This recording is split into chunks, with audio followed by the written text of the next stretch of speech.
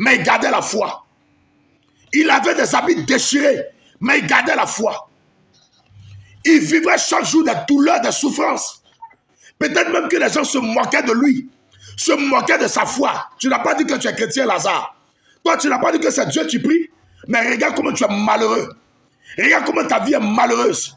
C'est toujours toi qui fais pitié, qui est toujours en train de mendier auprès de ce riche-là. Mais où est ton Jésus aujourd'hui? Montre-nous ton Jésus. On veut voir ton Jésus, Lazare. C'est des choses qui peuvent amener au suicide.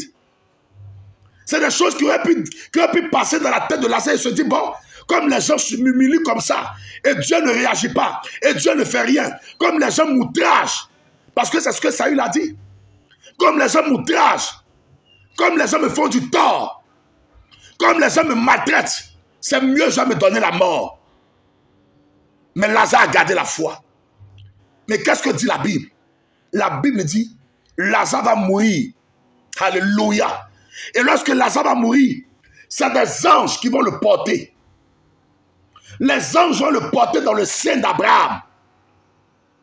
Et le riche aussi va mourir.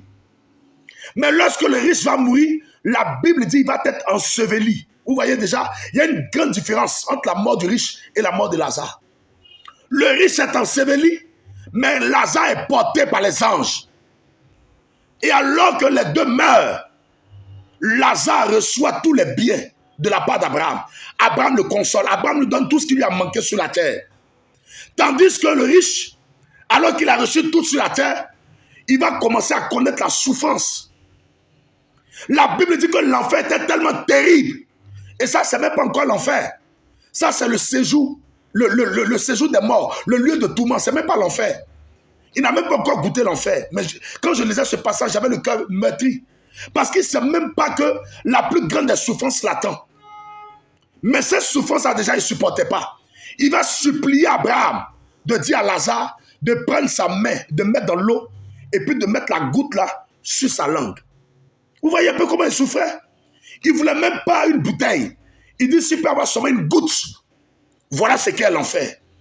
Et ce lieu-là est réservé pour ceux qui se suicident. Donc tu ne peux pas dire que je souffre trop, je vais me suicider pour aller encore tomber dans une souffrance qui est plus grande que ce que tu vivais sur la terre. Est-ce que quelqu'un me comprend? Tous ceux que vous avez vus se suicider là, ils ont voulu échapper à la souffrance. Mais ce qu'ils ne savent pas, c'est qu'ils sont allés tomber dans une souffrance plus grande encore.